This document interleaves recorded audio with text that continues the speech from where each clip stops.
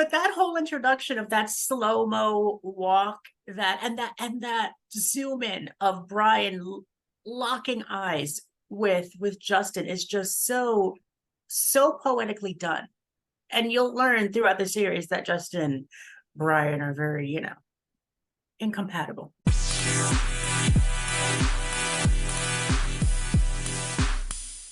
Want to listen to this Ivory Tower Boiler Room or True Crime in Academia episode ad-free? Head on over to our Patreon, patreon.com/Ivory Tower Boiler Room, to listen to all of our podcast episodes without any ads. You get access to our video episodes, our bonus episodes, and even more exclusive content, including merchandise. It only starts at $5 a month, so head on over to our Patreon. Again, it's patreon.com/Ivory Tower Boiler Room. And while you're at it, you know what would be such a help is if you could rate and review the Ivory Tower Boiler Room on Apple Podcasts or Spotify. And make sure that you follow us and share out our podcast to all of your friends. It truly does help. And I want to thank you all. It means so much that you're listening to the Ivory Tower Boiler Room. I hope that you enjoy this episode. Hi, this is Dr. Andrew Rimby, and I'm so excited to shout out the Gay and Lesbian Review, who is helping to sponsor the ITBR podcast. For all of you out there, the Gay and Lesbian Review is a bi-monthly magazine where you can discover new things about gay and lesbian literature, history, and culture. And the GL Review publishes essays in a wide range of disciplines, as well as a slew of reviews of books, plays, and movies, and a number of special features, such as artist profiles and their popular art memo column.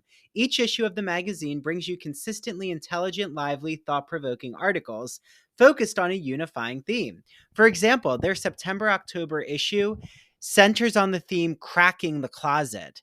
So, starting in the 19th century, a number of artists and writers found ways to crack the closet by expressing their sexuality between the lines or in the interstices of their work. For example, Ignacio Darnad, who is a friend of the ITBR podcast, he's been on our show, writes all about illustrator J.C. Leyendecker, whose work for Ivory Soap and Arrow Collars gave him plenty of opportunities to draw pictures of well-dressed and at times scantily dressed American men. And you also can find an article by Vernon Rosario, who has been on the podcast, and he talks about the quest for sex in the Middle Ages. So, to subscribe, visit glreview.org. That's glreview.org. Click subscribe. So on their website, go all the way over to the right-hand side and you'll see the button subscribe. Click subscribe and enter the promo code ITBR50 because you're getting 50% off your subscription to the print or digital edition of the Gay and Lesbian Review magazine. I can't wait for you all to have your copy of the Gay and Lesbian Review magazine, and make sure that you take a picture when your magazine arrives or when you're reading it online and tag the GL Review on Instagram and ITBR, and we'll share it out in our stories. Enjoy your reading, everyone.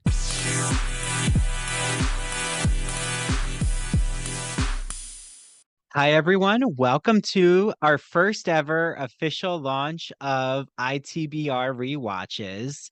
Queer as Folk, that's our first rewatch show. There's probably another one coming soon that I'll release with my guest here at the end of the episode to tease you all. So this is Dr. Andrew Rimby. I'm really excited because my first guest here for the Queer as Folk rewatch show, which literally, when I say rewatch, we're recapping every episode of the first season, The American, because I have to be very clear, since there are a lot of British listeners of the show, that this is the American edition I chose version from 2000. It aired in December 2000, and we are starting with episode 1, season 1 of Queer as Folk.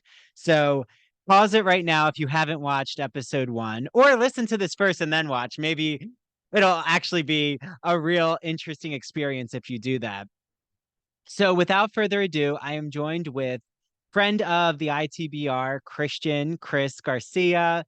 of the That Old Gay Classic Cinema podcast. So, hi, Christian. It's so nice for you to be here. Hello, Dr. Rimby. How are you doing on this fine end of summer day today? Good, good. Well, so if you're actually watching the video, I have the Queer as Folk cast behind me and the logo. So it says a Showtime original series. That, and also I'm gonna walk with my mic real quick because I left my notebook with all of my important notes on the table. So now I have that.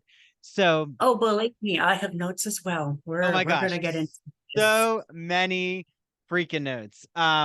Also for all of you out there, because this is more informal, there will be more cursing. I'll probably even play a shag, marry, kill game of the current episode cast, like what we think about that cast weighing in on each episode. So Chris, first I just need to know, I'm going to ask every guest who comes on here, and to tease you all, like Christian, if you haven't, you need to hear when he was with Mary from True Crime and Academia. They did a whole female poisoners, and Chris like looked through Disney villains. It's such a good episode. And I was with Chris on his podcast, That Old Gay Classic Cinema, about The Sound of Music and Vertigo. So head to his podcast after this. Okay. So, but this is the first time, Chris, you've actually been on the ITBR with me. Yes, and it is such an honor to be here. Thank you for having me on. Of course. Well, pat on the back. No, that sounded very self-flattery, like I needed accolades. But what I want to first ask is, you're around my age. I'm Yes, 30, you're 28-ish. And, yes. when this came out in 2000, I was in elementary school. So I was not watching this. I didn't really discover Queer as Folk until I had already come out in high school and then started to see some of these shows on some of the episodes were on YouTube. So how did you discover Queer as Folk? I discovered it through one of my best friends. He actually lives here in the Upper East Side. Um he has the entire series on DVD, and I just popped it in one day and I said, I'm just gonna watch the first episode. And oh, it was an experience. It was an experience. That was actually the day of Pride. What was it? Last year or 2 years ago that I watched it. And then ever since then, it's just been a journey. I cannot wait to discuss this. So you're really new then to this I series. am new. I am Okay, new. that's I did not great. know the series Yeah. existed Yeah, before I have so I many saw coming it. on who haven't even ever watched it except to come on and recap it with me. So this is exciting. And I'm sure there'll be people they've seen it all even when it premiered, which will be wonderful to get their insights. But I haven't watched the first episode probably since I was in high school. So this is like no, maybe when I was an undergrad at Kane. I do think I went through a Queer as Folk phase. So maybe we're talking like 10 years ago. So it's been a while for me. Right away, I think we have to talk about the opening. We're just going to go through the episode literally, step by step. No, I love And you because this is yeah, what I did when I was writing my notes. I just went moment by moment. So yes. yeah. And like as history of the series that I know comes up as we're talking about the scenes, I can bring it up. But first, we don't really know the location of Queer as Folk at the beginning because we get this really Don't. psychedelic opener, um, which all I can I said the describe is same thing in my disco gone. notes. I said the Like same thing. it's a go-go party gone wild. Like floating, flashing lights. I have no idea what's happening with all these bodies on the screen. Like I'm talking about every time each episode plays, there's just that pulsing music. So like how do you describe this Exactly. opening sequence? When I was writing my notes for this, I said that we open on a very psychedelic opening, one that exudes sex. Do you think this is that I wanted to ask you a question? Like, do you think that this is meant to be a very mind-blowing opening or something just to entice the audience to continue watching it? What do you think? Well, I really think they went to immerse us in the Babylon nightclub. Mhm. And right, if this is 2000, this is the time of like Britney Spears, Christina Aguilera, Ricky Oh, Martin, yes. even Spice Girls was still, performing. So I think that all of the color the coloration of the nightclub was still in that kind of playing around with disco vibes. So I feel that in this like nothing is really cohesive in the opening song. Like we don't even get lyrics. It's just like a bunch of Okay. music It's and just bodies. exactly.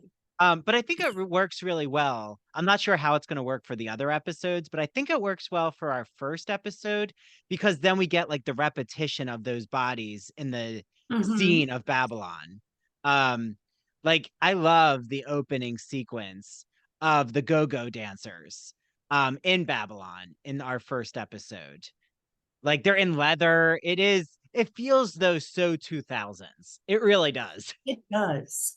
There's streaming lights and there's smoke everywhere.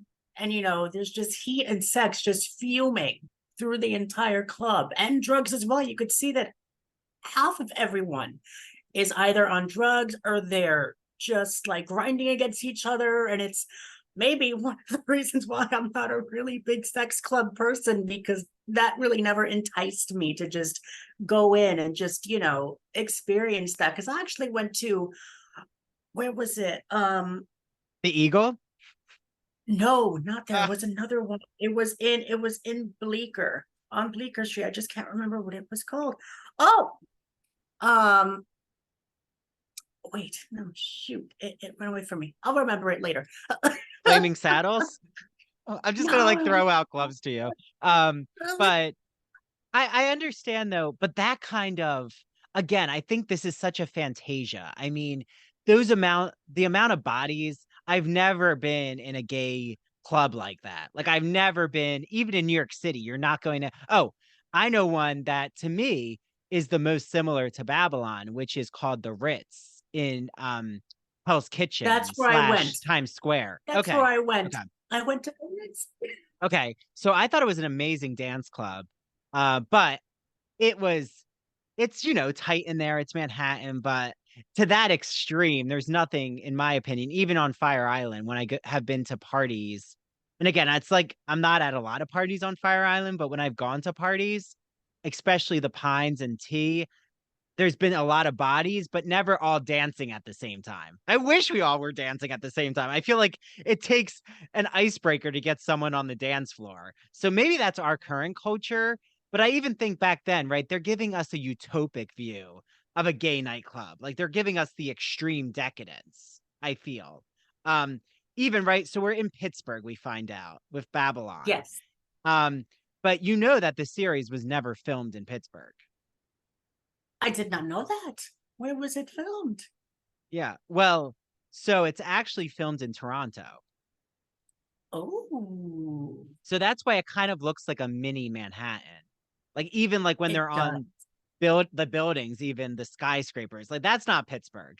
Like no offense to Pittsburgh, but like I mean, I've never been to Pittsburgh, so I shouldn't be talking. But they wanted it to be Pittsburgh because the UK version was in Manchester, an industrial city. So they wanted to choose an industrial American city. Um, Again, I'm not sure, like, as this series on the ITBR progresses, I'm sure Pittsburgh will become more prominent, but I didn't feel the first episode even really highlighted Pittsburgh. Um, It it didn't. kind of just felt What like I think any is cosmopolitan area. it. You're right. I mean, what this first episode does, I think it introduces us first to our first three characters. We have Emmett and we have um Michael. Ted and Michael. I was going to do it in chronological order when we see them on the screen, because we're Oh, first so introduced to Emmett Michael. and Oh, Michael's first, and then we get Emmett, and then we get Ted, and then we get you know who. oh So yeah, yeah. Oh, you know who? It's like it's like our I know gay who. Voldemort. Gay Voldemort comes in. But We're but what not he's ready to talk literally about him behind yet. me. We're not ready to talk about him yet, No, but because that is an experience. let's talk about the voiceover because I find the voiceover of Michael one of the I Yes. love just before we even see our cast of characters. Like, do you remember what he says at the beginning? I think it's one of the best quotes from the show. Oh my goodness. And I if was not, it's okay. rewatching I this. wrote it down. You wrote it down. But he says, right, we're like getting the go-go dancers, and oh, I wish I can't remember his name right now, but there was a go-go dancer this summer at Asbury Park, um, at the Paradise Club. Mhm. And I do think we're kind of returning to this early 2000s nightlife scene, not with the Oh my God. not with the heavy drugs and the alcohol, but I think we're Oh my returning to God. dancing. I think we're in a dance phase right now of disco even. Like look at Dua Lipa and her music. I think we're in a new moment and I'm excited about it. Like a And don't moment of forget Kelly just Minogue. oh, thank you. Yes. Padam, Padam. Yeah, can't forget Padam. Uh, but I think we're in like maybe we can call it an ethical nightclub scene. But the reason I brought up this go-go dancer is he had a jock strap on and like I put like my money in his jock strap. My friends were like, you have to do it. And then he gave me a kiss on the cheek. And there's a picture on my Instagram with it if you scroll through. I'm gonna So have to everyone deep find that. dive. But again, okay, so Michael, he says, straight men think about sex. It's like every 28 minutes or 29 minutes. Gay men think about sex every 9 minutes. I thought it's just a hilarious moment. Oh, Oh no, it was 28 seconds, and then it's for gay minutes every 9 seconds. Do you think that oh that's yeah, sorry, true? not 9 minutes, 9 seconds. I was just saying See, I nine remember seconds. Thank you. See, 9 seconds. I mean, do I think that gay men think about sex every nine more seconds? than straight men. I don't know if it's There that. isn't a moment when I'm not in a supermarket that I'm not like getting a little chubby, and I'm just like, oh, I'll just will it away. But Did you just say you get a it's little we're chubby? human. We're human. We're human. It I love this kind happens. of Christian talk. Um, Christian talk. Yeah, that's not in the religious sense. So, No. do I think, I mean, I think that queer men, every 9 seconds is extreme. Again, I think we're in that like hypersexualized nightclub fantasy in this series. I would say maybe um, not in the way that we are cognizant of sex, but maybe in terms of the male body, like psychologically, I would say at least every minute, probably we're thinking of like men If you walk around somehow. Manhattan, you can see billboards of shirtless men and just men with six pack, and it's like you're forced to look at them. So there's like sex everywhere you turn, and it's just what do you call it? Um, what You're do you call it? bombarded. Yes, You have bombarded, but it's also like stimuli, it's visual just stimuli. propaganda. It's Oh, oh. propaganda every single second, and it's you're left with like you're going into Abercrombie and you see a washboard ab person on the wall as soon as you walk in. It's like sex is always because it's like that saying, sex sells, Well, and sex this is what sells it makes the if it's show. for, yeah, but if it's for the straight gaze, like if it's for the Yes. gaze of the eyes of the, like, right? Uh-huh. But I think like if you had a bunch of men pressed up against each other on a billboard, we don't really Mm, see that in our culture. no. So I would say, but you're right, Abercrombie, like that preppy, you know, lacrosse player image or the surfer image and Hollister. I mean, I would say though, like if I was in the nightclub of Babylon, every 9 seconds, thinking about the male body is bound to happen because you're literally grinding and pressed up against men. So Yeah. maybe not in a rural setting. Again, queer as folk, we're not in the countryside. And I think like Mm-mm. that's important. So okay. So yeah, Michael says gay men think about sex every 9 seconds. And then the moment that really panged me and hit me in the gut was when he said, and I'm 29 years old, or I'm old, I'm 29. And I'm like, wait, I'm 30. What? And I'm like, oh my God, wow, they're grandpas and daddies. But They're good. I didn't realize like they were that young. I don't know why I always thought they were like in their 30s, but like mid 30s. Mm. Again, maybe the actors were in their early 30s. I don't think they were 29, but uh They seem to be younger than um when they were cast. Obviously, they actually did a reunion, what, a couple of years ago, I believe. yeah. Um, That was pretty fun. I didn't The watch it 15 because I wanted to years. finish the series. Yes. Yeah. Yeah. Well, and we'll get to it, but okay. So Larry King actually, I think it was in 2002, he interviewed some of the cast. But we'll get to it when Ooh. we get to our main characters because it was Oh, around yes. them. And the media, when this came out on Showtime, again, this is on a streaming not streaming, a digital subscription platform like HBO. Cable, mind you, a cable Cable. platform. Yes, cable. But we also had Sex in the City premiering at the same time. So it's Yes. not like A couple of years Sex. before, because that Sex and the City premiered 1998. Thank you. So this came out. And yeah, well, and so it wasn't that the kind of shock value was already in the culture of cable subscription shows, but to have like all queer lives focused, especially queer men's sex practices, was this is the first time this had ever happened on cable. Yes. And the media had a field day. They tried to figure out every cast member's sexuality, who's actually straight, who's gay. So there was a lot of those questions. And we'll get to the Oh whole my. gays versus lesbians when that scene comes up, because that to me were some of the most shocking moments. I'm like, it's as if they're talking about aliens are lesbians. I'm like, what is I going on? wrote so many notes on that scene. Okay. But I'll bring us It, there.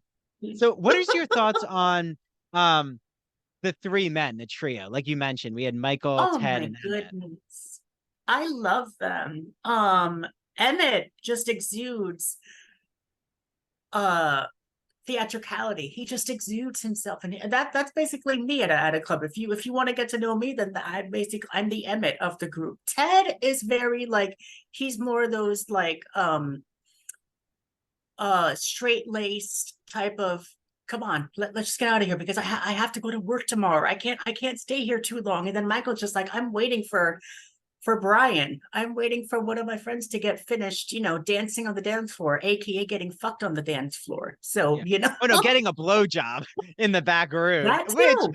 That too. how about when Michael says to the group, I'm gonna go get Brian. And I'm like, you're gonna go walk through the club and You're gonna go interrupt all the Brian. way to behind the curtain, and you're gonna. But how about when he says hi? Michael says hi to his friend who's getting plowed by a guy. And he's like, Oh my hey, God. so and Like he so. knows some of these people, like, oh hey, like, oh hi, how you doing?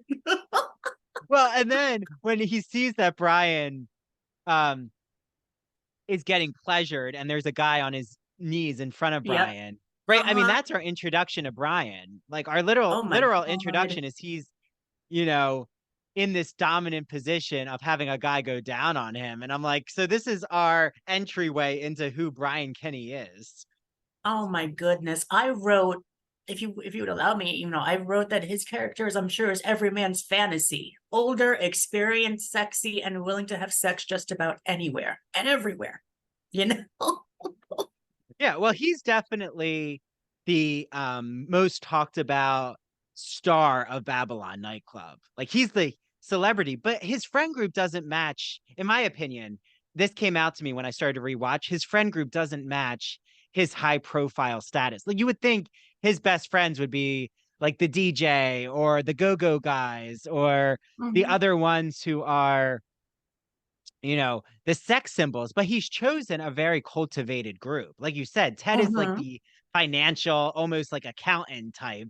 And then Exactly. Michael's neurotic. I mean, they really play into, they don't go into it yet, but they will. Michael is our nice Jewish boy. And Oh then, Jesus, I cannot uh, wait. We need to get into a character analysis of Michael because there's a lot to unpack with him. Oh my oh my God. God, I can't wait until his mother, Sharon Glass, takes the stage in Oh, future episodes. Um, I think it's the next episode that we meet her. The very yeah. next episode. But and then Emmett like is in a mesh, like a see-through shirt that's almost a crop top, and like you said, He's he, famous. He's famous for wearing those see-through shirts. Do you find that like too revealing of a person to do that, either at a club or in real life? Like either to wear like a crop top or something that might not be seen as normal, or not normal, but like socially correct Well, I in mean, like, I already wear my 3-inch shorts in public, but I that's haven't worn true. the modern undies one. Like if everyone has seen my Instagram, there's like pink or blue ones I have that like are so revealing that if I went outside with them, you would see everything. Those I've reserved now for pajamas. We'll see. Maybe eventually like I'll venture to wear them at the gym, but I don't think so. Um but like I've thought of a crop top. I've thought of wearing a crop top. I like when they're like a jersey, when they look as Mhm. if you're on a football team crop top. So it's Those are like Johnny Depp from Nightmare on Elm Street. yeah, I would wear those. But a see-through one, I mean, I give him so much credit, Emmett, because it's Oh my daring. God. And Yes. um again, I think that I've seen that look. Zachary Zane really pulls it off. He's worn them recently.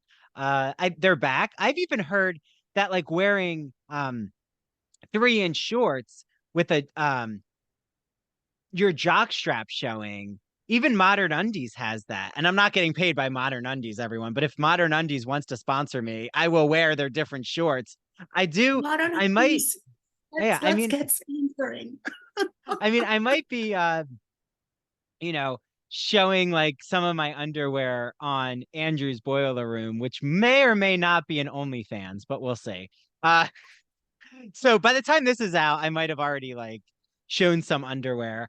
So if they do have like jockstrap underwear, have you seen that? They're like shorts that have a built-in jockstrap. I have not. Okay. Look it up, Christian. On Modern I Undies, will. they have like the power jockstrap short. And like the look now, my friend Lauren said, the look is to have your jockstrap showing with your shorts. I don't know. Oh, But again, things that you can get away with, in my opinion, like even on Fire Island, I can get away with certain styles of fashion that I could do here, like on the mainland, but it's just gonna, it depends how much eyes you want on you. Um, okay, but the crop top, no, I don't think I could do the see-through, but I give Emmett credit. Okay, so well, how what do you about think about no? their introductions? About those three introductions of the first of those three characters I think before we. that I think that Michael is already the analyst for us. Like he's the audience's look Mhm. into their anthropology. He's our anthropologist of the gay scene. Like he's breaking down every clique and every group. Emmett, I think automatically he's unapologetically flamboyant in like a in That was the not word a I put was down. Like looking he's gonna for. own who he is, and flamboyancy is his social currency and his a beautiful, empowered rainbow symbol that he wears. Exactly. Ted, I don't really get it. I don't know enough about him in the first episode. Ted is also someone like I don't really connect with yet as I'm watching. So I don't know. I'll reserve my feelings because I don't think I get enough out of Ted yet and his storyline. Um, but okay, so let's talk about Brian. So Brian, like we've already seen, there's a man on his knees in front of Brian, and all the guys are gonna wait for Brian to get finished off. Uh, Yes. so Literally. yeah, so Brian doesn't care about people watching him have sex. Like Nope. he doesn't. He actually loves it. Mm. Now, how about when we meet Justin? Because Justin is this, you know, Oh bushy-eyed, my goodness. blonde-haired. The notes that I have on him. Yeah. What did I say? I said that his introduction, I believe, is the purest of all. And as Mhm. the audience, we are made to feel as if we're viewing all the sights that he's looking at through his eyes, and that makes it all the more better for us. Like we're introduced to him as this kind of like deer in the woods, not really sure what's going on, just looking around. And then he speaks to this older gentleman who just basically gives him like a recap of what different bars are around. And he's like, oh, if you're too young to deal with this. Go back home to your mom. I'm like, okay, Oh no, well, no. Before he says that though, remember he says, "You should come home with me. You're too oh young for yes, this." And I then he's like, forgot. Yes. after Justin rejects him, he's like, "Well, go home to your mommy, little boy." I was And like, then, "Wow." whoa, that was a little. A little bit But too much. Justin is so smart. Like, right? He's He 17, but he is. automatically remembers every nightclub. And like, you're right. One is for twings, one is for leather daddies. Um, Yep. and he like spits it back out to Brian because Brian's like, Oh my so God. what And nightclubs that, have you been to? but that whole introduction of that slow-mo walk, that zoom in of Brian locking eyes with Justin is just so poetically done. And you'll learn throughout the series that Justin and Brian are very, incompatible.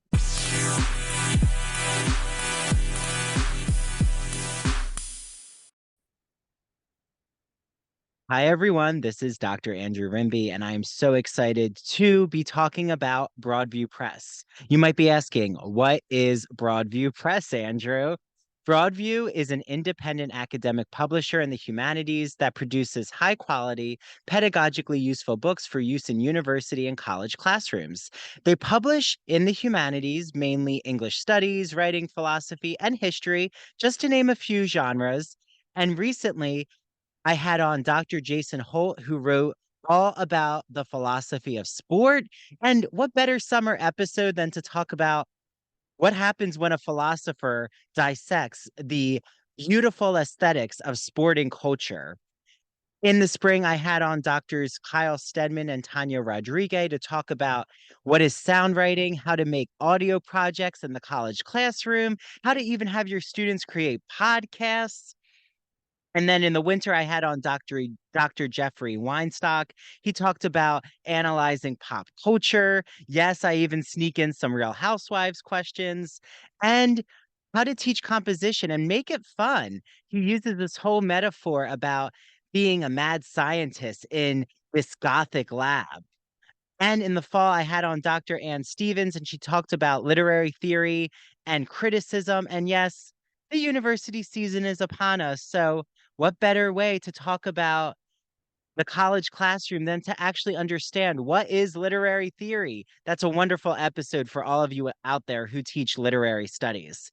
I love Broadview Press. Make sure you use their exclusive code. It's Ivory Tower on broadviewpress.com. You get 20% off all, all Broadview Press publications. Okay, until the next Broadview Press interview.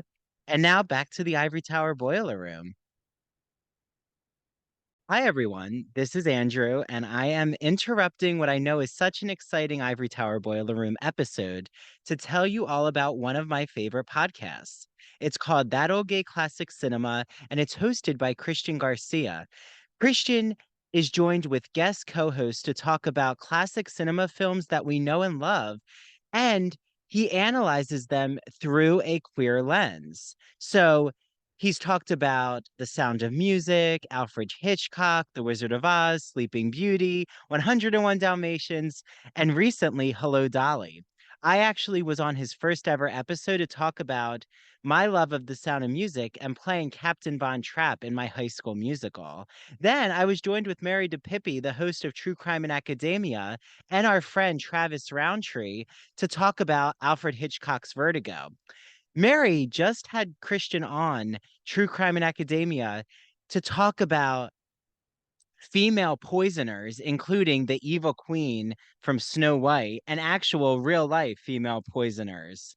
So, Christian's podcast is the best. You must add it to your listen list. After you listen to this episode, make sure you head over to That Old Gay Classic Cinema on Apple and Spotify. Make sure you follow him on Instagram at That Old Gay Classic Cinema. And he's also on TikTok. Don't forget TikTok. Okay, I can't wait for you all to listen to That Old Gay Classic Cinema. And now back to the Ivory Tower Boiler Room.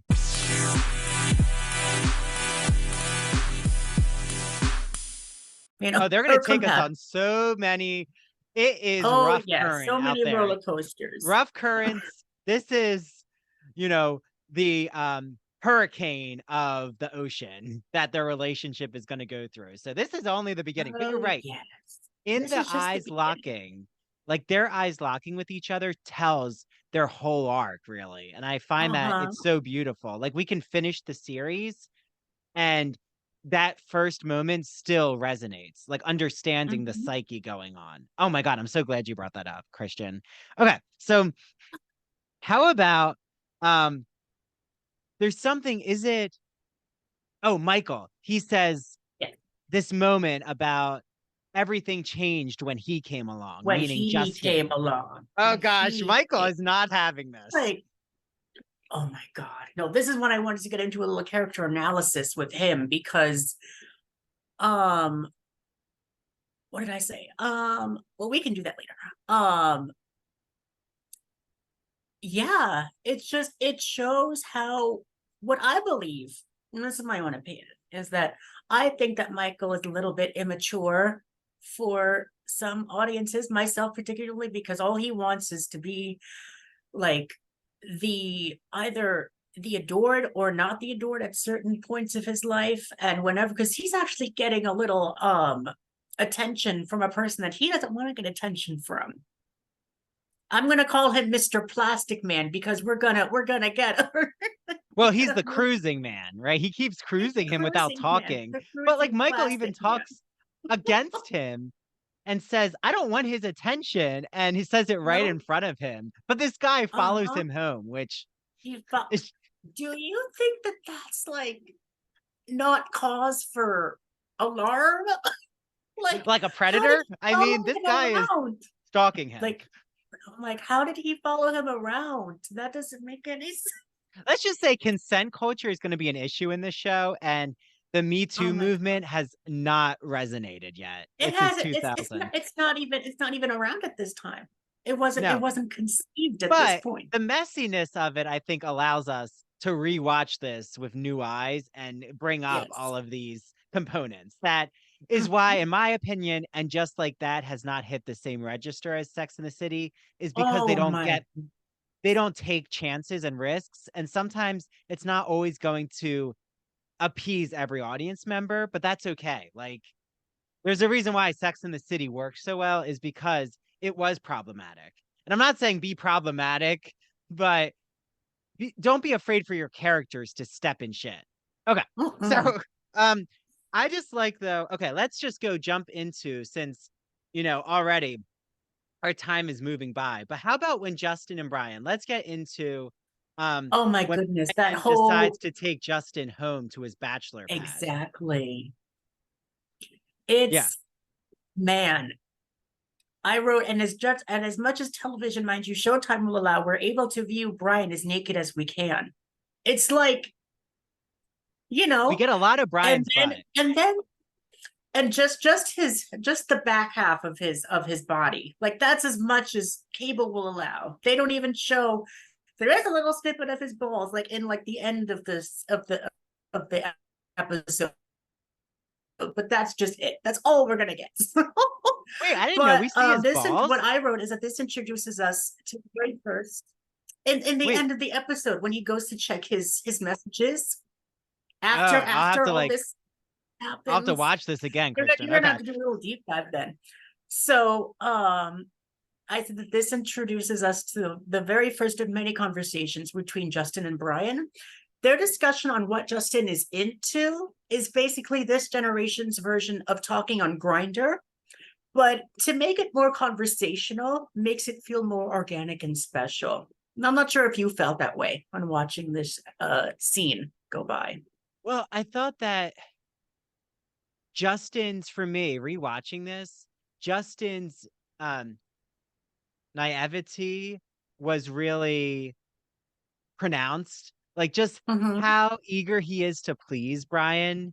And I I'm always like, say that word wrong. So if I said that wrong, everyone, I admit it. But his naiveness, Brian, not Brian, but Justin, like even when Justin says Special K, the cereal, and Brian's like, not that kind of Special K. Or even he's like, do you like rimming?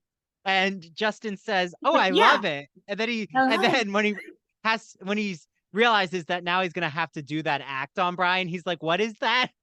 I'm like, there is something so endearing, but I also do feel for Justin. Like, I do feel as an audience member, you have to ask, just like Call Me by Your Name in a way, because of the age differences. We get a 17-year-old with Brian, who is like 29, maybe 30, 28. We don't really know exactly, but he's like in I his mean, like upper maybe like 20s, late 20s. late 20s. Like, is this ethical? Like, is Michael right to cause alarm? You hit on a very good point. And speaking of Special K, you know how I was just while I was rewatching the episode, I said this this whole series just brings about drugs in a new way that it's like it's so like it's off the bat like, oh, you into Special K, you into this, you into that. I'm like, and how openly they're able to discuss it is just mind blowing to Yeah, me. but what I think is important is like every character weighs in on the drugs differently. Like, Exactly. Michael's not into the drug culture. Emmett, we'll Mhm. find out, like, has his own battles and things that he went through. So I don't want to spoil that. But even Justin, I think he's all right. He's the schoolboy who's being introduced, and he's losing his virginity. I mean, he does to Basically, Brian.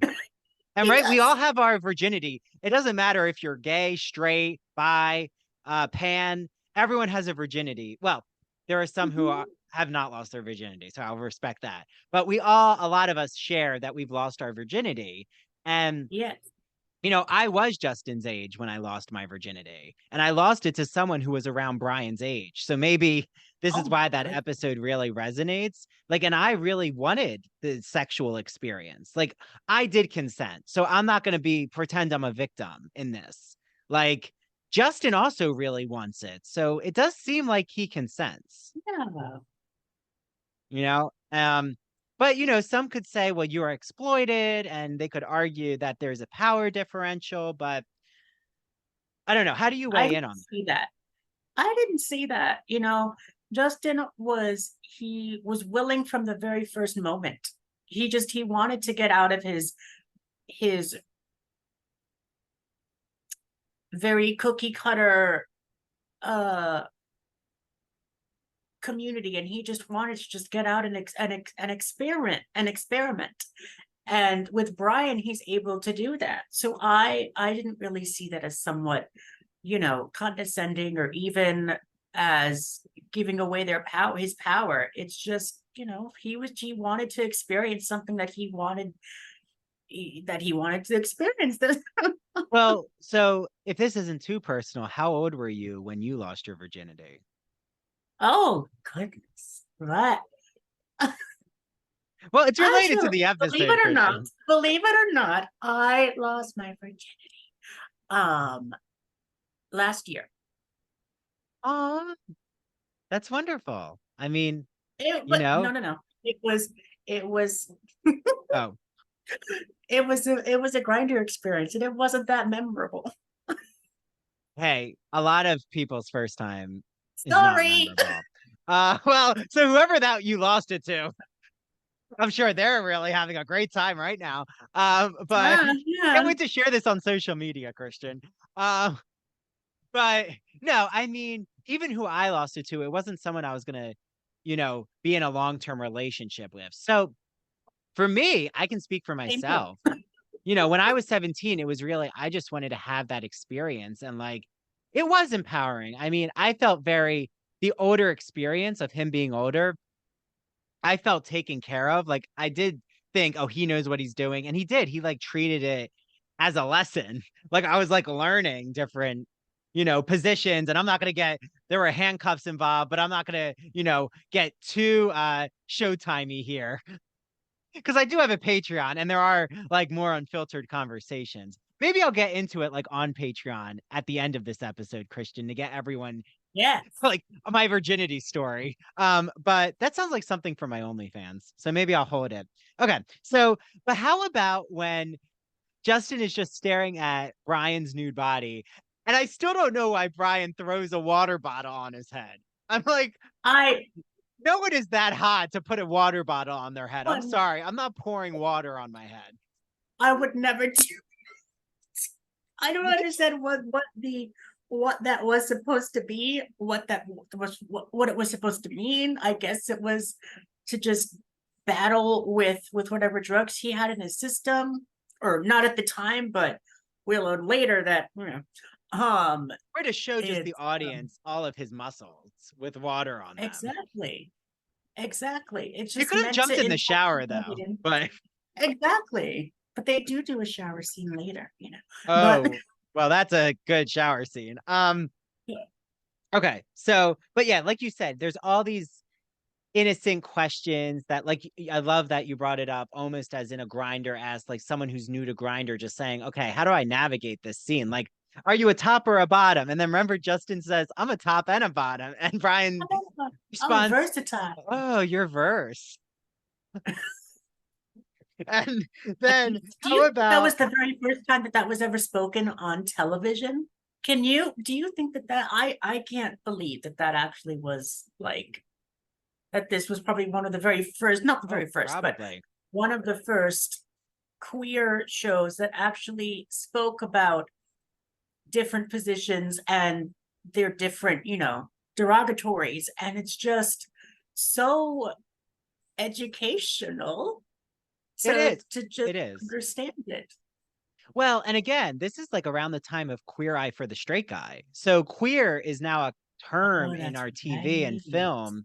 And this is also when queer theory and academia, like taking back the power of queer as a term. So I think that's Oh, important, right? In our cultural movement there. Um, exactly. but when Brian says, so you're versatile, Justin says, oh, I'm ambidextrous too. Oh, That's the humor I my. love. Like, he's just, he says what's on his mind. Like, um, he will not, he's not trying to impress. Like, he's trying to impress Brian, but he's impressing him by also By just being being himself. his authentic self. Exactly. He's himself. Exactly.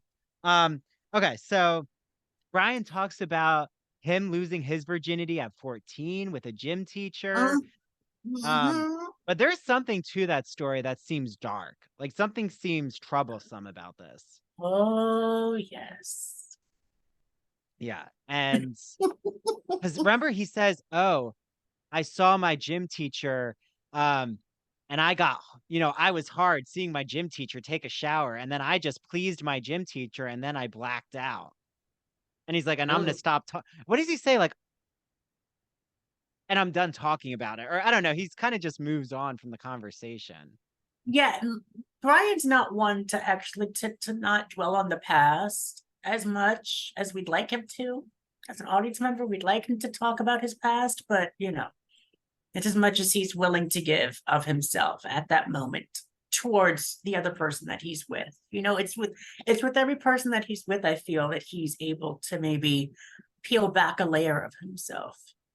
Well, and I And think a he has lot many layers. see Brian as selfish, but I feel when he's with Justin, like already we see a marked difference. Mm, This is not a Grinder hookup because how many Grinder hookups no, have it's this much not. conversation beforehand? Like, this is a lot of Not. conversation. Like, right away that he could have thrown Justin into his bed, but he didn't. Like, he wanted to get to He know didn't. Justin. He took his time. And that's what I think is more passionate and more erotic about a later scene, but this scene as well, because it's introducing what a beautiful act it could be. And they're not trying to make it into a porno flick. They're trying to make it seem like, yes, straight people, we do this too. It's not just you. Yeah. So then, how about when he gets that call? Well, so basically, he like says to Justin, don't, don't ejaculate, don't come yet. And then he's like on the phone, Brian, about um, his son being born. And of course, he starts for some reason he thinks it's a great idea to stroke Justin's cock as he's on the phone. And then of course, Justin bursts everywhere. And he's like, on my Listen, duvet cover. How did you, come on my duvet cover, Justin? Well, he doesn't remember Justin's name. Everyone, he remember, he doesn't doesn't. remember Justin. He doesn't. Everyone else remembers Justin's name but him. Which I guess could be like his egotistic behavior. But Yeah. okay, so now we get the lesbians versus the gays. So But before that, yeah. before that, we are brought back into Michael's apartment, Michael and Emmett's Oh apartment, yes, mind yes, you. yes, yes. We're talking about the. We can do this really quickly. Um, So I said, what I wrote was that we encounter the man made of plastic. So because every like he pulls out like a fake butt and a fake dick. I'm like, what is What's like this? a dildo? Not even a fake dick. I Encountered was like, this. what is this? I'm like, is the chest real too? What's going on? There was nothing sexy about that, like, There encounter, in my wasn't. That was opinion. just very like, ugh, I don't know what that was supposed to be about. He said, "Oh, like if you get a bundle, you get a discount." I'm like, "What?" I'm like, I think okay. it's showing us Michael's desperation in my not desperation, but showing us Michael has the opposite experience of Brian. Like he's Speaking in of these failed Michael, encounters. I'm like, oh, poor like I Michael. said, speaking of Michael, like I said before, that he's a little bit immature for a young man. He seems like he wants everything to be his way or no way at all. And we will see in later episodes he will bend over backwards for Brian, which is what we see in like 2 seconds when he calls him. And he's like, no, no, no, no, you can pick me up. I'm not doing anything. You know, Well, okay, so we have the say hello to your son moments, and now we're rushed in the hospital. I love though when the oh three men, goodness. Justin, We who have like to give barely credit. We have to give yeah. credit to these character extra lesbians Well, yeah, because they're we just will. Wait, we will. But how about when the three men who Justin barely even knows Brian, doesn't even know like, Michael, why did and you they're bring all acting him? like they're a And family Michael's like, running why in did the you bring hallway. him? Yeah, and they're just running They're in the running in the hospital. hallway like it's freaking New Year's Eve, and they're graduating. They're like, okay, we got to get here quick because Well, so I just love that it says in the description of episode 1, right, which aired in December 2020, we have on the same night, um, so Brian picks up a teenager, Justin Taylor, but rebuffs the boy's attempts to see him again. On the same night that Brian also learns that Lindsay and Melanie have had a baby boy, Gus. So, okay. yikes. So Lindsay and Melanie, I first of Yes. all, I really love these characters. Oh, right off the bat. Yeah. And they're They're even in just my image, they're all the way on the side. Like they're in the yes. cover. They're in the cover art. So they're Mhm. important characters. They are. So You it's know not what like I there think is aren't women. There are women. there are. But you know what's great about Lindsay and Melanie is that they aren't the stereotypical lesbians that we make fun of. Not we, but everybody seems to make fun of lesbians nowadays. But they are the very like at home, down to earth, very like mellow type of people that you'd meet every day, like on the street. They're not Yeah. like the stereotypical like butch lesbians that you see that wear plaid every day. Yeah, well, and I think that exactly that's why the L word is in response to queer as folk to like show the different layers of lesbians and queer Yes. women. So like this is before right? It is before the L word. Mhm. I'm pretty sure. I'll have to look that up real quick. But what do you think about how Gus's name is chosen? Oh my goodness. And but they leave it up to Justin for some reason. That's what I'm It's saying. like, Why is he the why deciding why would you factor? leave it up to why would you leave it up to him? And then Brian blurts out, "Oh, like, you know, I picked this baby up when oh no, I brought him over because she shot a wad all over me." So, Oh my God. And then like all that's the a women are great like, ew, introduction. gross. Oh, like give credit to these extra characters because it's like, really, girls, you've never done that before. Well, biologically, they can't shoot their wad all over, Christian, unless they're Biologically. squirting, but squirting is a different practice. I'll teach you that another Yes, time. Uh, that's a practice. I've seen it, but we can talk about that later. okay. That's for when we do the L word. All the women still listening to this, I give you credit because, especially if you're a lesbian, since this is going to get a little uncomfy. But the L word was in 2004. Oh, So okay. yeah. So Lindsay, I just love that actress. I think it's like uh Thea Gill. I think it's her name, but she's Mhm. Canadian. She's also in this movie like that comes out a few years later on Logo. Because remember, then Logo starts to get built as a network during this Oh, time. that's And right. yeah, so she's in this movie about a golfer, like her husband is a golfer, Mulligan. It might be Mulligan because that's a golf term. But no, she's like makes her rounds in all these gay male spaces in TV and film. Yeah. So and it might be Tia Gill, but correct me in the comments, everyone who's listening. I'll make sure I know it exactly when I'm on again. So the lesbians versus the gays. The only reason I say that is because there's just like a lot of these side comments um There's a lot. about yeah, there's like Justin like saying kind of casually just saying as if lesbians aren't women, and Brian's like no, they are women, even though he uses the pejorative that they're carpet munchers, and I'm like,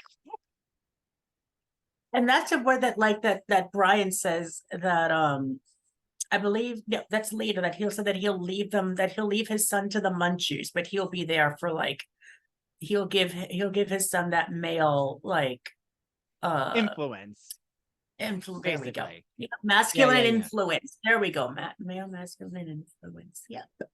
Yeah. Well, But what and do you think of like that just term munchers?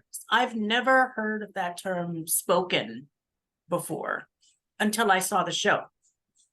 yeah, Have I you mean, ever I don't heard of know the the term history before? of it. I've heard it though. It's like a very it's a put down of kind of like a I could cocksucker. imagine it is because it It's like doesn't if you sound very. call a gay guy a cocksucker. If anyone's ever seen Joan Rivers stand up, remember? I don't know if you've seen it, Oh, but she has this moment where she's like, a gay guy should be proud that he's a cocksucker. I would be like, hey, cocksucker, I hope you're having a good day. How many cocks have you sucked? It's the best. You have to look it up. So that's why I miss Joan Rivers. Um, Again, I think a cocksucker, like you can claim that as a positive, and I'm sure mhm. some lesbian women have claimed it. I'm assuming it has something to do with pubic hair, but and rugs and the carpet, but that's just like my own interpretation. Again, um, I feel like it has that kind of put down if like almost how women's vaginas get connected to fish, you know?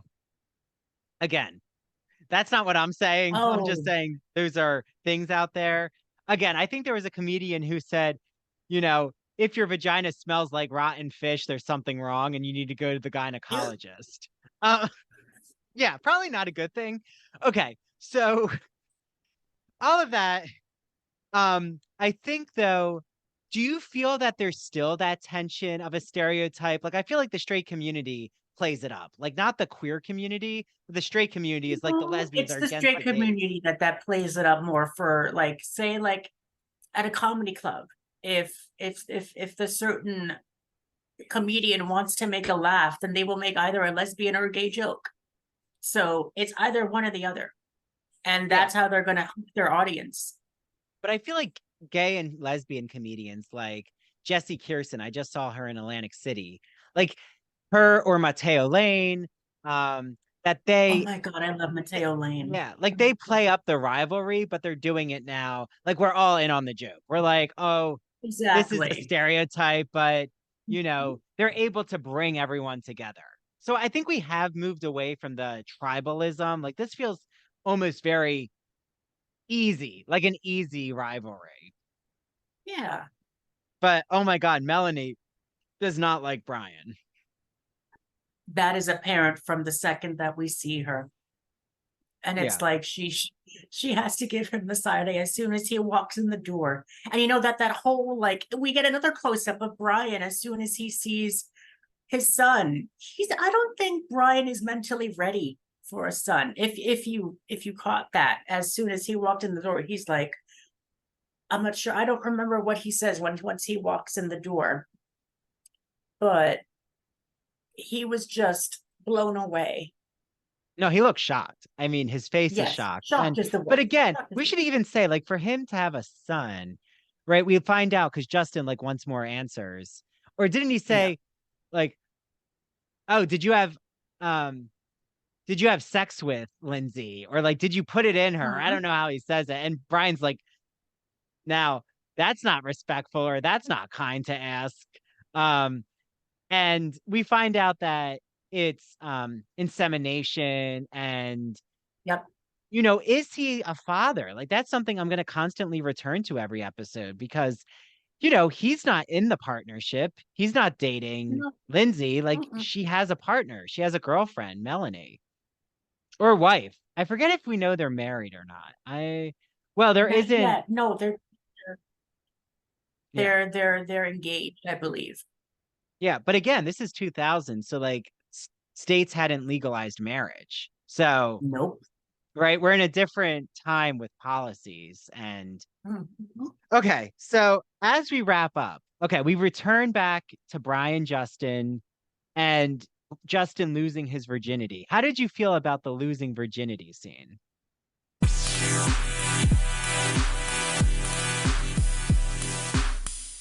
LGBT stories are universal, but each one speaks to the individual heart and soul of the writer telling it. Do you have a story to tell? Or have you been moved by an LGBT book, film, painting, television show, or other form of media? Then the Gay and Lesbian Review wants to hear from you. The GNLR believes in bringing awareness to queer art and artists through reviews, commentary, and thought pieces in which the author relates their personal lives to a particular piece of art, a novel, a movie. In addition to the print magazine, the GNLR also publishes articles on its blog. So you can see all of this on glreview.org. That's glreview.org. Remember, you get 50% off your subscription of the GL Review magazine when you use the promo code ITBR50. That's 50% off your print or digital subscription when you use promo code ITBR50. To learn more about submitting an article for the GNLR, visit their writer's guidelines. The link is located at the bottom of their homepage. And if you have any questions, email Stephen Hemrick. That's STEPHEN dot HEMRICK at glreview.org. The GNLR and its readers can't wait to see what you have to say. Hey, Ivory Tower Boiler Room listeners and true crime friends. You've heard me gush over this incredible woman and her beautiful products. I'm talking about Mandy Made It.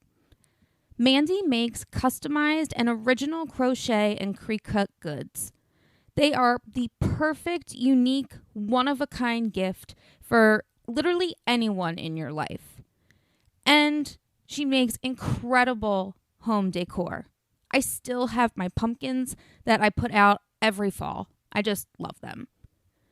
Check her out on Instagram at MANDEE Made It or search Mandy Made It on Facebook. To order, just slide into her DMs, and if you mention the Ivory Tower Boiler Room, you will receive a free personalized gift with your first order. So, go on Instagram and look up at Mandy Made It, and Mandy is spelled MANDEE. Again, her handle is at Mandy Made It, Mandy spelled MANDEE, and order today.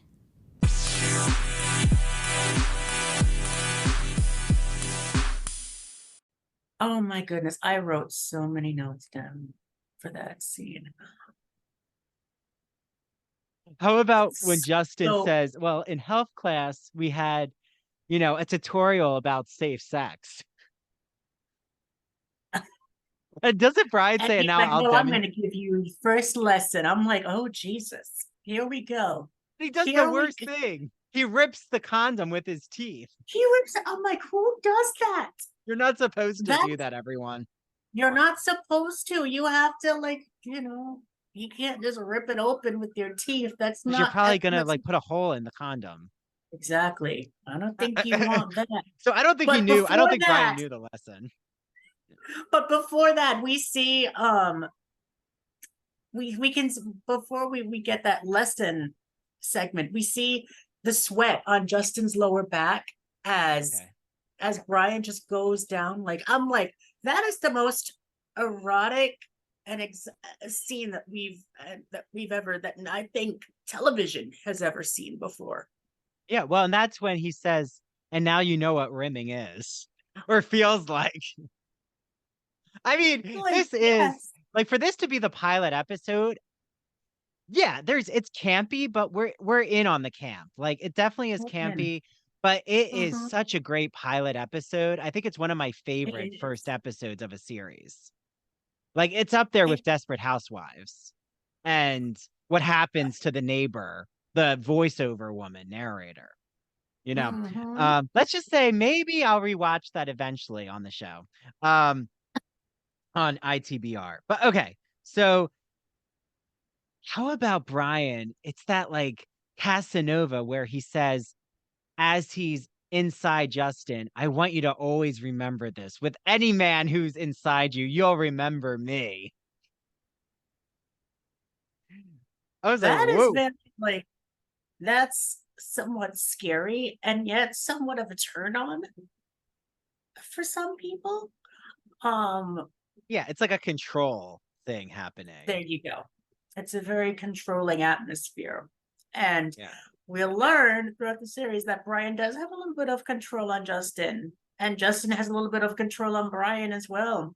Because it gets Yeah. The there. only thing is he doesn't put a collar on Justin and like No, kink put that kind of kinky behavior on Justin, but he could.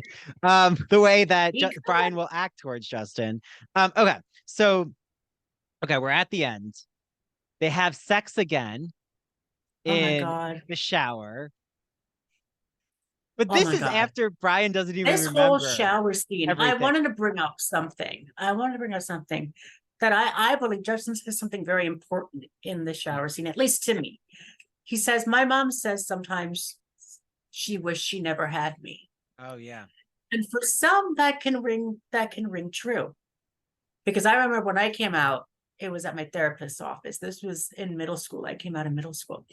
Oh wow. Um, and I remember my mother saying, was it my fault? Am I a failure? A bad mother? It felt as if I had contracted some venereal disease and she didn't want to have anything to do with me, which made it so much harder to watch this series personally for myself. Because not only Justin deals with an unaccepting mother at the beginning of the show, not at the end, but Mike with the mom who accepts him way too much.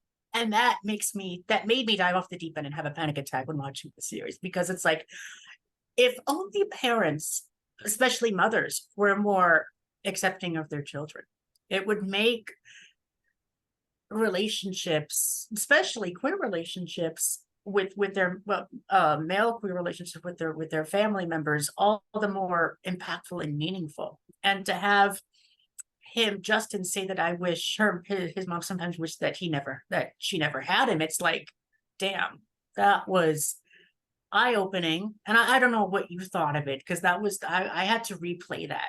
I'm like, what? That Well, it's you're very right. I rough. mean, I think that even we know at this point that Brian's father was abusive. Like, we don't know a lot Yes. yet, but we know that Brian has Mm-hmm. gone through his own familial Yep. psychological pain and trauma. Oh, So yes. like they are connecting, but you're right. It's a very passing moment when Justin says like my mom Mm-hmm. said she wished she never had me. But I do think it registers with Brian even though he doesn't say anything. But for him, I feel Brian is like, okay, then I'm going to give you the best sex in the shower to remedy that. Like sex for him, we're starting to see sex is a coping mechanism in a way Exactly. for him to not think about the trauma. So, yeah, there's a lot in that um sex tells a story, right? It's not It just does. about physical pleasure. It can also be a way to move past things. So, Mm-hmm. yeah. No, thanks for sharing that, Christian. And I'm sorry you had a or sorry, but I'm sorry you had a panic attack watching, but also I'm assuming this is, you're now able to watch this series and like reflect on your experience almost in a healing journey way. Mm-hmm. Like Yeah. you have the tools in your toolbox to watch this. Yes. Yeah. Yep. So I want to thank you for being so vulnerable about your own. Believe And me, I know, we're gonna get more vulnerable as we go on. So yeah. Well, and I know you're also writing a memoir. So I'm sure we'll hear yes. more about this story of yours. Yes. Yes, you Yeah. will. Okay. So to wrap up, because I know we've like reached more than an hour, everyone. So I just want to say I find it interesting what's going to happen when Michael, I mean Brian calls him Mikey. So there's this kind of they've known each other a long time. Yes, you And get that sense. You get that, but especially when they're on the rooftop of the hospital. yes, There's a lot of physical connection. There's a lot of emotional connection, and what you see is something that is rare, but also really poetic. Is that Brian? The only person that Brian really ever cares about is Michael, and and Michael vice versa with Brian, and yeah, it's just magical to see on screen. they have an unquestioned bond. Like they will Mhm. always come together. It is Exactly. beautiful.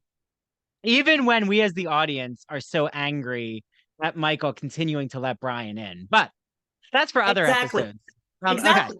So, but Mikey and Brian acting as Justin's parents as our last scene, they're like, okay, have a good day, son. And even that Brian wants to continue to drive his now vandalized car that says FAG across it. And he's like, I'm going to continue to Oh my drive it. I don't God. care. Let them all And see. he screams that word on the highway. It's like, okay, so this is where our show is going. It's showing us that just because we're queer or FAG does not mean that we let it define us. Sure, it was vandalized and sure it was written on the side as some sort of, as not some sort of, but a A very slur. criminalized slur.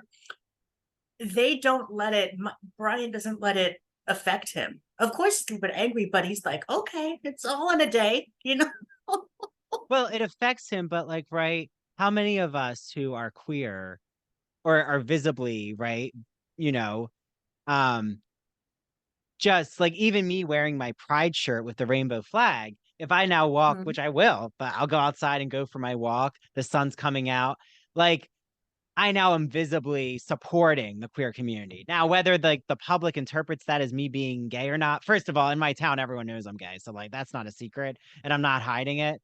But like, right, you're an ally, you're wearing the shirt, but I think now though, like if someone vandalized the car, you'd put in a police report. Like there is Exactly. there's Because Michael was concern. right that they should have called the police, but it's, it's Yeah, kids. What are they going but to do?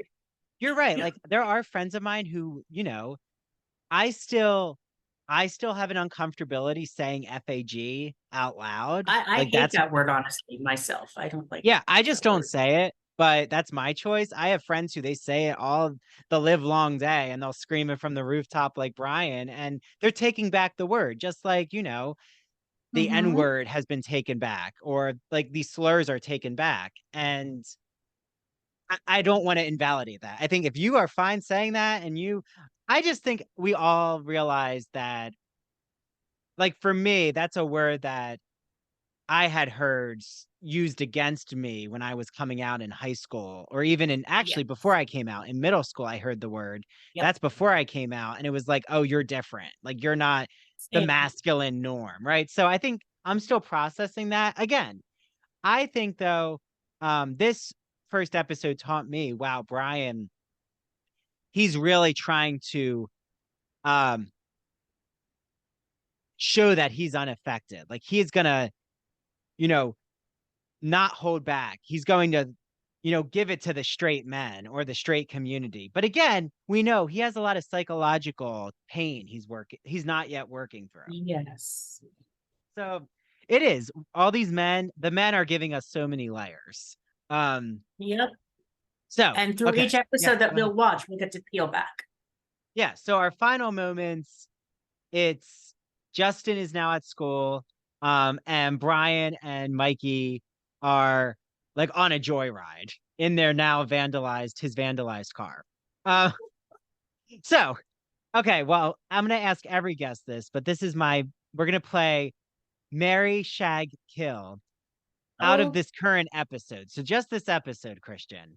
Who would you huh. marry? Who would you shag? And who would you kill? And when I mean kill, you just want to get rid of them from this episode storyline. From this episode. Goodness. Well, I'd shag Brian. I'd marry Ted because he seems to be very financially secure. And I'm bad with budgets. So well, there's that. And I'd kill Michael because I just don't like his immaturity. But that's Yeah. just me. Michael, you don't have a fan in this first episode. Yeah, I would say, and now, so I did marry, shag, kill. I would say I would be best, like from the first episode, I would sleep with Brian. He's a good catch. And he would treat me right in bed, you know. I like a little dominance. And I feel like at my age now, as a 30-year-old, I would stay far away from Justin just because of like I would want to mentor him, but I don't want to get him close in my orbit. It just seems dangerous. Not dangerous, but it seems like the boundaries. I like to have boundaries in my life. Okay. Even though, like I told you all, I was 17 when I lost my virginity. But hey, I'm now on the other side of it, so I have my own boundaries. And oh, Emmett, I would definitely have like brunch with. And Michael, I need to wait. Like Michael, I can't understand yet. But I do like Nope. him voicing over everything at the beginning. Okay. Christian, this has been wonderful. Thank you for the first inaugural episode of Queer as Folk. And I want you to announce to everyone, what are we starting to rewatch together after this week? Next week, we have another show coming out. If you guys are fans of Marilyn Monroe and Deborah Messing and Megan Hilty, you guys might remember this little 2-season show called Smash that aired on NBC from 2012 to 2013. We are going to be rewatching that episode, Andrew and I. Hopefully, we will be getting some insider opinions onto the show and into Marilyn's psyche as well. Throughout that whole series, I'm very excited. I hope you and you are very excited to start that show because it was a very informative show and very predominant showcase in my mind when I was watching the show. It is. Well, and there's going to be ITBR guests or those that we know who are in the Broadway community or like scholars of Broadway who will come on. You know, I hope to be on with Christian a lot, but like sometimes I might have to swap out with someone. So, Yes. you know, I'll get married to Pippi in there. And, you know, that's Christian. He is, you know, I'm hosting the Queer as Folk. He's hosting Smash.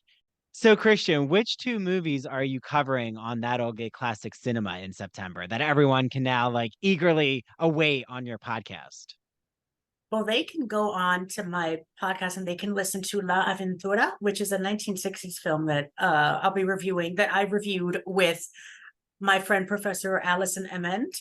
And they can also listen to my newest episode, Mary Poppins, which Nathaniel and I interviewed Emily Schreider for. So we're very excited. We were very excited to have her on. That was a very fun episode.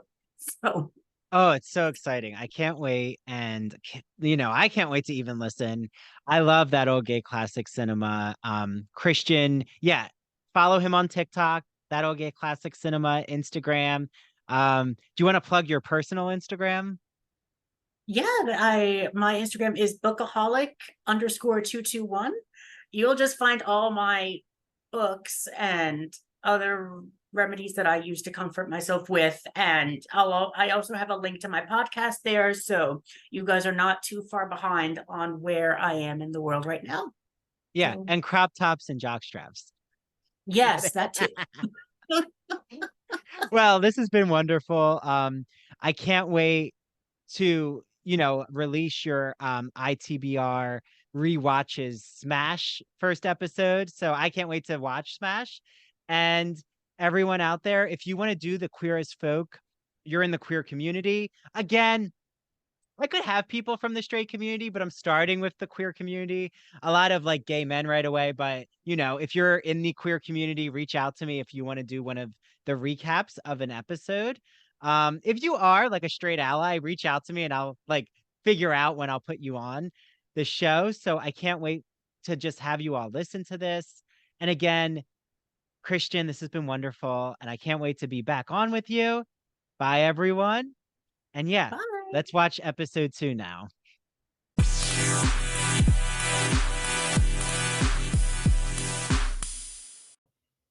Hi, this is Dr. Andrew Rimby. I want to thank you so much for listening to the ITBR and TCIA episodes. Make sure, if you don't, follow, rate, and review us on Spotify and Apple Podcasts. Also, make sure you follow ITBR on TikTok and Instagram at Ivory Tower Boiler Room, and TCIA on TikTok and Instagram at True Crime and Academia.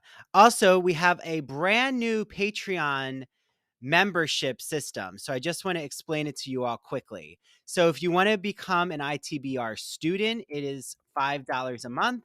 You get ad-free ITBR and TCIA episodes and video interviews. If you want to become an ITBR professor for $10 a month, you get all of those ad-free benefits, but you also get access to both the ITBR and TCIA book clubs. You can join both book clubs, get ad-free episodes, plus you're going to get all of our extra video episodes. So I am rewatching Queer as Folk. Christian Garcia from That Old Gay Classic Cinema is joining us, and he's rewatching Smash. Mary is going to start to rewatch shows as well. You even get access to what I'm calling the ITBR Teaches. So if I'm recapping a movie or a TV show, including Barbie, Halloween movies and horror films, you get access to that as well. And then I also am offering consultation services. So for $30, you get your first initial consultation with me. It's a 1-hour private Zoom. I will help create your podcast, your media brand. How do you navigate academia as an undergrad or a grad student? Do you need help with technology? It could be teaching tools, Spotify for podcasters, video editor software. Do you want to expand your social media presence as an artist, writer, podcaster, or academic? Do you want help on how to create a public humanities identity like I've created for myself? So I'm offering that consultation service. You can find more info about it on Patreon. And you also can join our book clubs. If you want to just join the ITBR book club or the TCIA book club, you can do that for $4 a month. Patreon.com/Ivory Tower Boiler Room. That is patreon.com/Ivory Tower Boiler Room. Thanks to the team, Mary DePippi, our chief contributor. And thank you to our 2 new interns from Stony Brook University, Jonathan and Sarah. Bye, everyone. Until next time.